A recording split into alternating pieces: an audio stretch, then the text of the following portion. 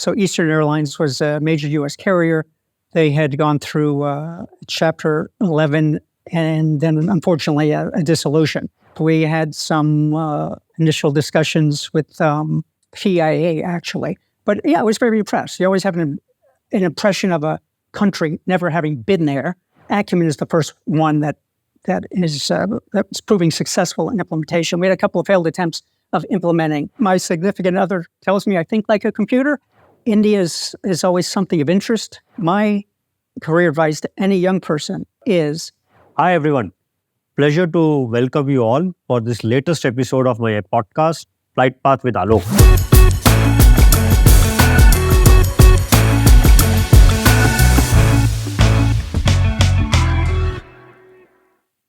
Today, I have the pleasure of meeting another esteemed guest in person, Mr. Arthur Kushner, who is the CFO and principal of Jetstream Aviation Capital. Welcoming Mr. Arthur Kushner in his offices in Miami, USA. Arthur, welcome to the show. Thanks very much, Alok. Pleasure to be invited. Thank you. So it's good to be in your offices, in your beautiful offices, I must say. Thank you. And getting your valuable time. Let's get straight into this, Sure. And start with knowing a little bit about you. First of all, I think my favorite question to start with my podcast is your career journey. If you can tell us a little bit about yourself, sure, and your career journey, that will be great to begin. Yeah, you know what? I grew up here in Miami. Studied actually accounting and finance in high school. My mother had an MBA, came from that side of the world, and pursued an accounting degree. Started in public accounting. But what really got me then wasn't banking, private equity, a number of different things. But aviation was a key factor early on. My mother, if I just mentioned, actually had a private pilot's license. So my brother and I were exposed to private aviation as little kids. And I got a private pilot's license in high school. Probably would have pursued a military career were it not for these bad eyes, as you can tell from these giant glasses. Right. And always had an interest in the industry. So Stuart and I met in the early 90s. Stuart's one of our co-founders and our CEO. And he and I consulted together. The two of us for quite a number of years, predominantly in aviation. And we went off and did different things for a period of time. He was building a medical diagnostic business. I was working in private equity. And that was around the time where he started Jetstream with Conrad Tree and Bill Jones. And I was an early investor in the company and joined somewhat later on after they had already got their first capital commitments in 2010. Right. So that's how you then came on board, and now you are in this role in the business. That's great. So I would like to just do a little back and forth on your career journey as such, given whatever little I am aware of. You have already mentioned about the private pilot's license, which is great. That means you have a direct first-hand, I would say, aviation angle involved in your career. And that helps. Obviously. Yes. And I do recall at one point of time you had mentioned to me your exposure into the software side, and your interest in software. That intrigued me when we were initially, when we met initially. I'd like to know a little bit more about that. Sure. One of the consulting opportunities Stuart and I dealt with was the estate of Eastern Airlines.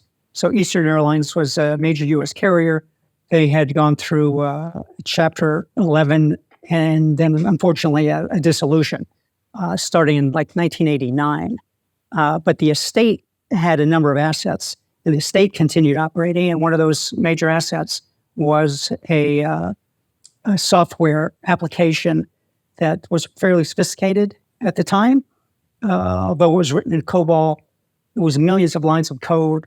It was single input, multi-module, interactive, and when you think about that time frame, it was fairly advanced, and it was more advanced than any other airline had at the time. So the gentleman who was running the estate, who was trying to monetize what assets remained. This is after all the aircraft and engines and the core aviation assets, routes had been sold off. Right. And then what's left are some intangibles and software and the like. So the objective was to try to market that software to other airlines. So Stuart was working on the marketing side. I was working on the capital raising side. And actually, Delta Airlines did a test of the system. One of the challenges, though, we had was, even though the software was extremely sophisticated, because it's a key operational application, trying to get comfort from the potential customers was a challenge. What, you're this bankrupt airline and you want us to give you all of our key operations and software? How do we know if you're going to be there tomorrow? So that was sort of the first professional exposure to software. Right. The reason I also mentioned it is because at one point you and I were discussing software, and I realized in our initial conversations that you had a immediate understanding of certain modalities about the software tool and the requirements. And I remember that this is why it was refreshing for me that a customer who's in aviation leasing is also having an understanding of this piece, because then it makes my life easy when I'm talking to a customer. Yeah, I don't know if it's good or bad. My significant other tells me I think like a computer. So that's not the best for interpersonal relationships. Right. It helps for this case. Yeah. Yes, it depends on which context you are thinking like a computer, right? Interesting. So moving on, let's talk a little bit about also Jetstream Aviation Capital. I think it's a very interesting business from where I look at it, not least because you have been, I think, heavily focused on SaaB airplanes. Correct. And I have to admit that before I met Jetstream Aviation Capital, I had never dealt with this airplane type. Though I had heard about it, obviously, but I didn't even imagine that these airplanes are being leased so frequently. So, it will be great to get a primer from you on, first of all, the airplane as such, why you invested in these airplanes, and secondly, then finally, what is the business model for you, Jetstream, as such? We operate very similarly to any other lessor or even large public companies. The opportunity that Stuart identified in the space was there wasn't anybody with institutional capital operating in a very professionalized manner in 9 to 50-seat aircraft. Right. So that was the opportunity he identified. And 34-seat aircraft were sort of key in that realm. And at the time, were still the key aircraft in that 34-seat space were Embraer EMB 120 and SaaB 340.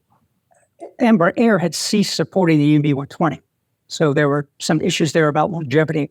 And SaaB, even though they had ceased production in, I think, 95, they continued to support at that time and until today, continue to have a robust engineering and perp support program. So we started to acquire different portfolios of SaaB aircraft on lease, and initially started with sale leaseback opportunities. And, initially we had various types of aircraft in that realm, from Cessna Caravans that were still current production, Viking 400 Twin Otter current production, but the majority of what we had was out of production. We had some Fokker F-27s. We had an assortment of different type of aircraft in that space, but continued to build SaaB portfolio. We're the largest lessor of SaaB, largest owner lessor of SaaB aircraft in the world. So we have SaaB 340, A freighter, B passenger, B freighter. There's a B plus model. And beyond the 340, we moved into the SaaB 2000 space, which is it's a fantastic airplane. It's a 50-seat twin turboprop, very high speed, almost jet speed, and that was developed in the early 90s, right as the regional jet evolution was taking place. And it's unfortunate they only built 63 aircraft due to the competitive pressures from the regional jet market, but the aircraft still is a very attractive platform. Yeah, and one of the things which I'm curious about, why SaaB? Why did you choose this airplane model? I mean, when you see at the leasing spectrum all across, I'm sure it's a great aircraft as such. Yeah. But it does stand out, right? That you're a dominant lessor in that space, and you're one of the maybe very few lessors. I'm not aware of anyone else, but I'm sure there are others who are doing the SaaB airplane leasing too. Few of them. Yeah, there are a few mainly smaller players. Right. What attracted you? It had to do with the market, where there were a number of small operators here and around the world that oftentimes are a fleet of 15 aircraft or less that were operating those aircraft. And based on what we talked about earlier with the continued support of SaaB, there was particular opportunity there. In fact, our first customer was just located here in Miami International. We can see it from here. Right. So it was an easy opportunity. And in fact, SaaB had their own leasing portfolio. And some of the initial aircraft we purchased came from the SaaB leasing portfolio proper. And we said that, hey, we operate like a very large lessor. Some of the other parties in our space were very small, sort of mom and pop lessors. And then there were some others that were of more substance, like Elix and Falco, and then NAC, Nordic Aviation Capital, was the big player with hundreds of aircraft and poured production slots with ATR and the like. Yes. So we've recently made our first acquisitions of ATR aircraft, ATR 72-600s.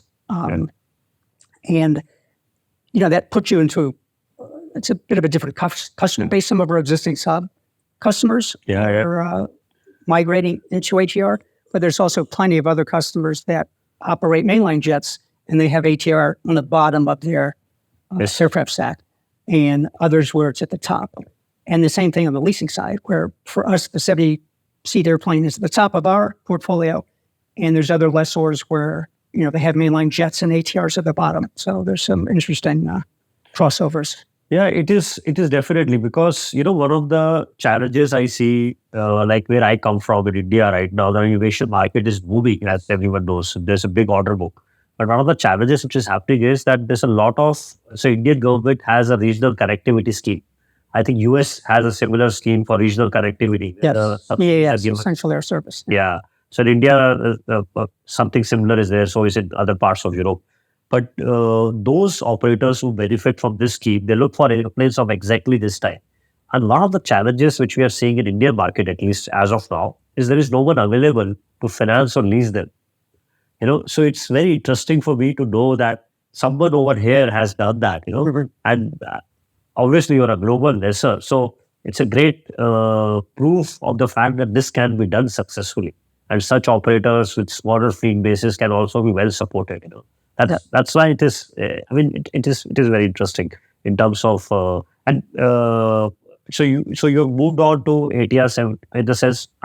Maybe moved on is the wrong word. But you have, correct. Yeah, you have just added ATR 70 to 600s. Yeah. And so far, how has been your experience? I'm not asking you to rate the two airplanes against each other, but if I have to talk about key differences, how will you rate that?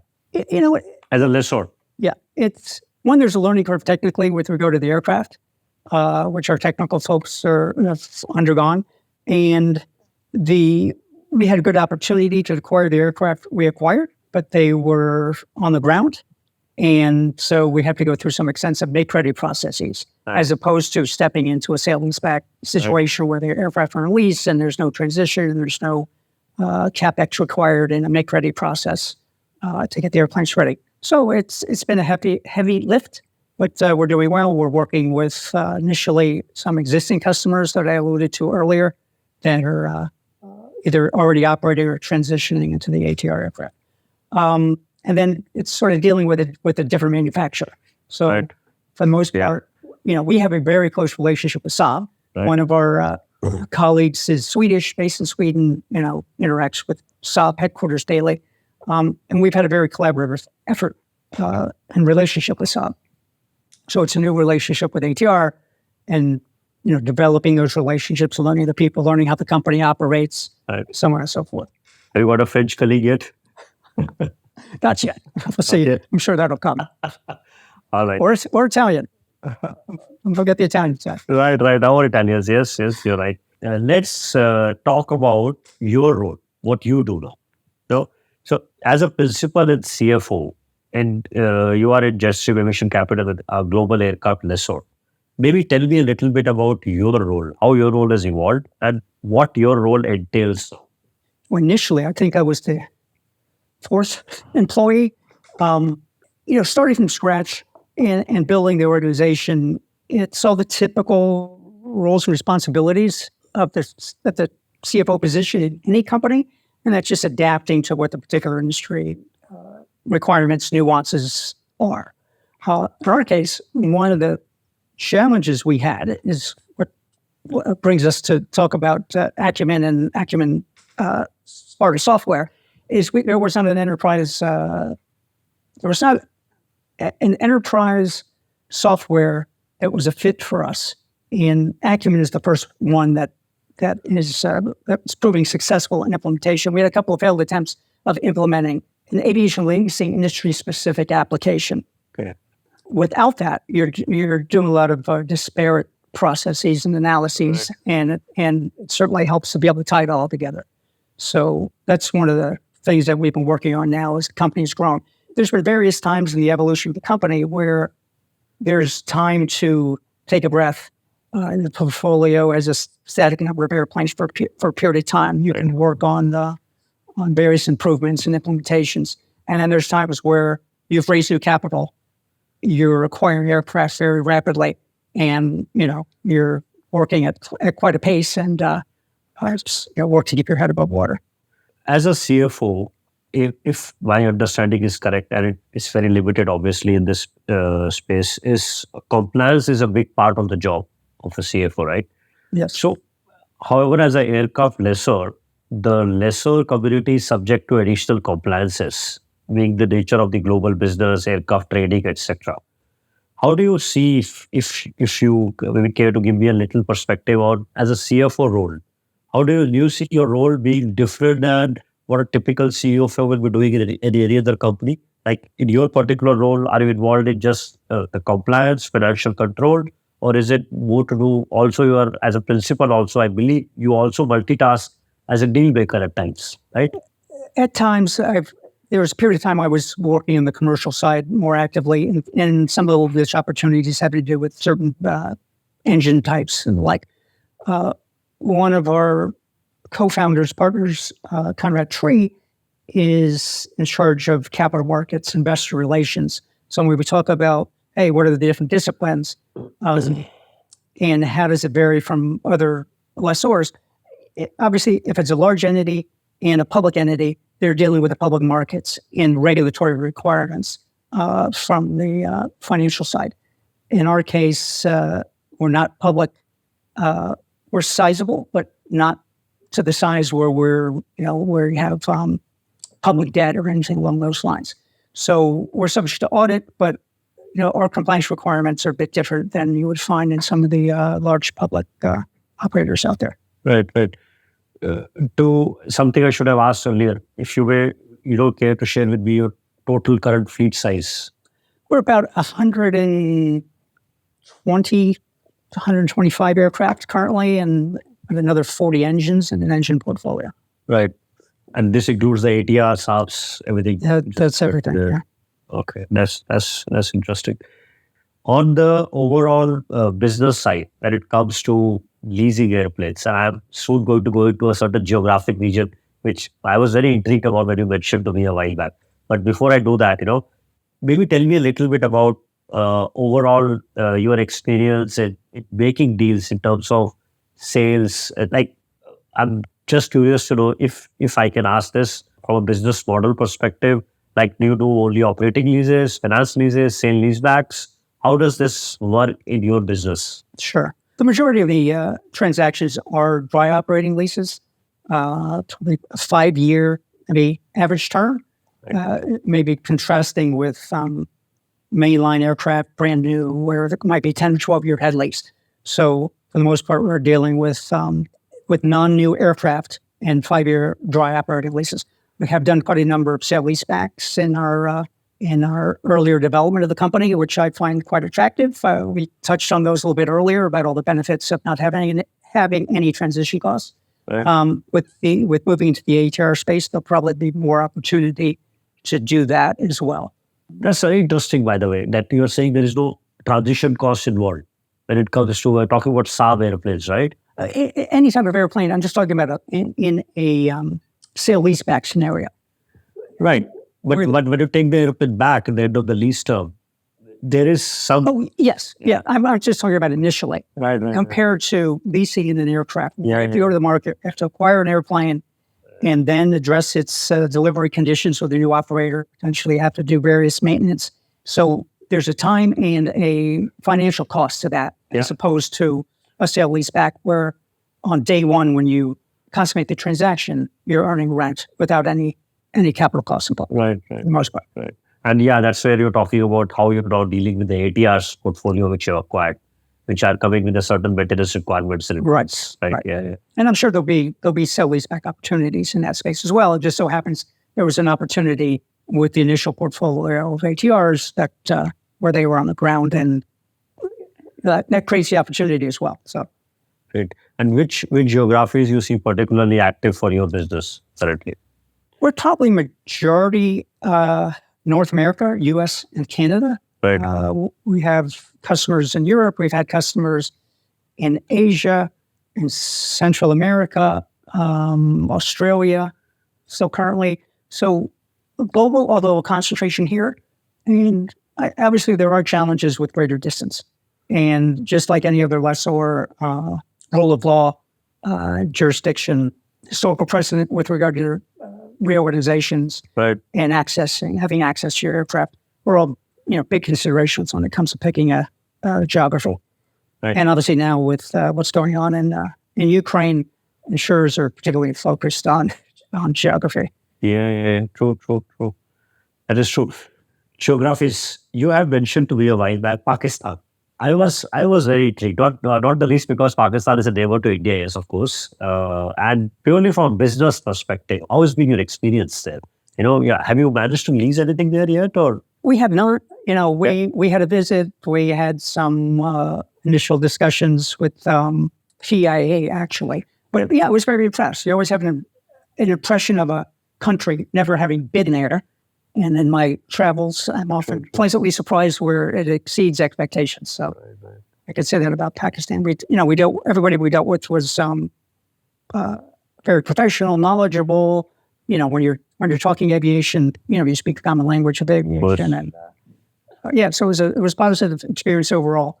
That being a government-supported airline, the positives are that they had not really had, as far as I know, any defaults historically, but they were going through a lot of transition at the airline, and now, the country's looking to privatize and having significant financial issues on a broader basis. So it's probably best that we did not proceed in that case. Right.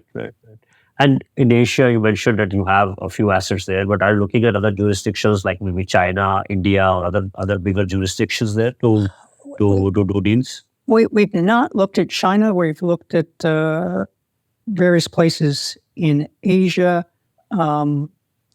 India is always something of interest. One of my colleagues who came from the large jet world had a poor experience in India. So that's sort of... They were talking about Wayne, yeah? Wayne and Kingfisher, yeah. So that sort of, has an impact. It always comes up. So, but you being there on the ground, speaking highly about the government support, it's encouraging. So I'm sure we'll continue to look at opportunities around the globe. Because, particularly as I was saying, Indian market is so prime for this airplane type, particularly because of the regional connectivity scheme. And the operators there are looking for help there. Anybody who can come in with the leasing support to them, provide them assets at attractive rates. Definitely, I think there is a market opportunity, but I understand you have to assess your own requirements first. Yeah. And now, as a business, my understanding is while you have colleagues spread around the world, you mentioned you have a Swedish colleague managing a relationship with SaaB, but I think Jetstream is primarily, or the corporate office is focused only in Miami.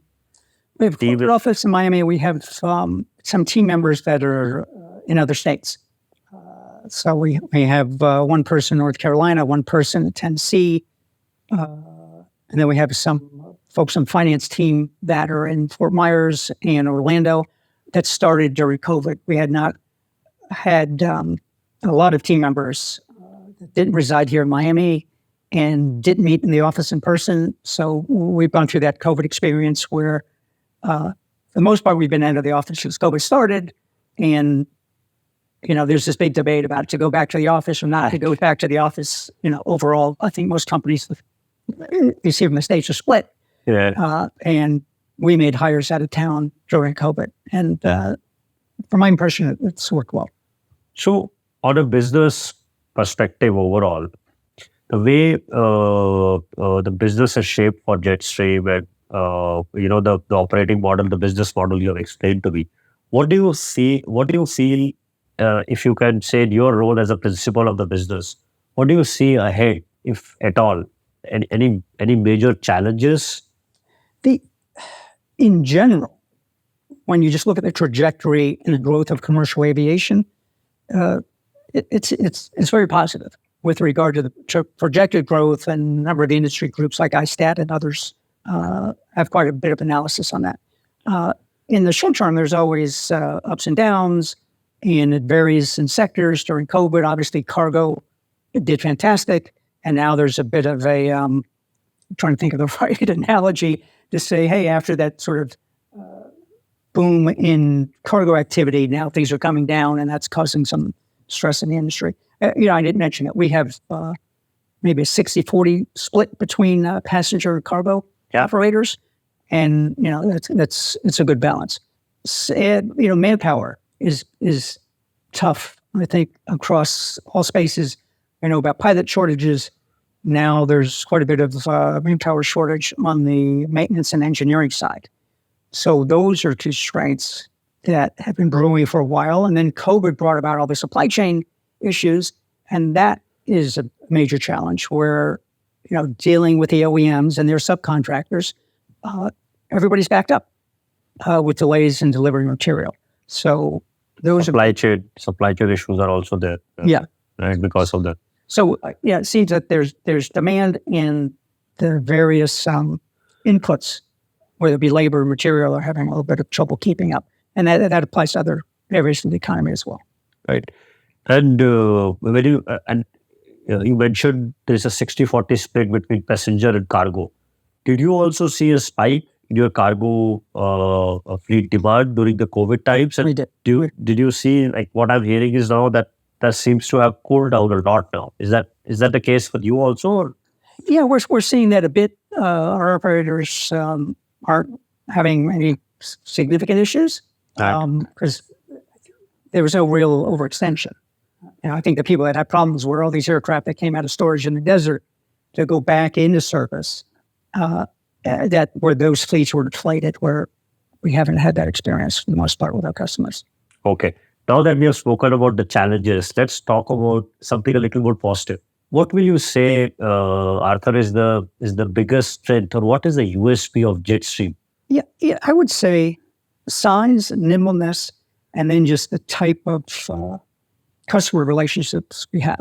So we earlier talked about large lessors, new production airplanes. The aircraft goes out on the 10 or 12 year head lease with a big airline, and the staffs are interacting, but for the most part, there's not a tremendous amount of interactivity at the higher executive level in those types of scenarios. In our case, particularly Stuart has direct relationships with all the CEOs, all of our customers. It's very interactive and collaborative, and I see that as one of the major differences that also gives us a lot of flexibility. So it's like maintaining bespoke relationships, or kind of a boutique feel of a business relationship with the customers. Absolutely. So I think those relationships are key, developing that kind of trust. So Stuart has great interpersonal skills on that front. And, we see it during tough times where you can work with your counterparties very well. We did that during COVID. Now, one thing I did not mention that's also different about Jetstream structurally is we don't have any debt on our balance sheet. Right. So we're in a position where all of our aircraft are bought with equity. Some of that had to do with the average value of the aircraft. Before getting into the ATRs, the ATR scenario might be a little bit different just based on the relative values and the benefit of leverage with those types of lease rates. But when it came to COVID and the ability to enter into forbearance agreements with our customers to help us collectively get through that crisis. We didn't have lenders sitting at the table being involved in that discussion or having requirements for their terms for those types of that's a huge advantage of accommodations. Yes, that was a huge advantage. That gives you flexibility to agree to your own terms, which suits your customer and you, without the pressure of the lenders' requirement. So that basically, that's a very unique point which stands out, I must say. And now looking at the Jetstream business career, you had illustrious career, I think more than 35 years in the industry now, right? If I may ask, from a people perspective, you did mention one of the challenges you're seeing is people challenges. Yes. And I'm assuming they're same for across the board, retaining people, finding good people. And Jetstream, it seems, has been fairly successful in attracting young talent and retaining them. What do you feel has helped in being able to do that successfully? Maybe give me an example or two of that. Yeah. First of all, we're a small company, so it makes it easier. We don't have large requirements. But in the United States, we have 3.5%, 3.4% unemployment rate. So there's competition for talent across industries.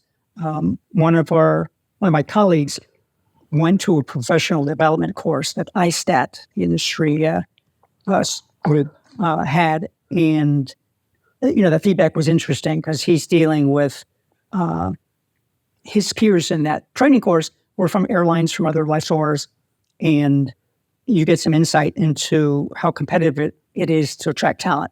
We brought on a couple of folks right out of college this year, one on the finance side, one on the portfolio side.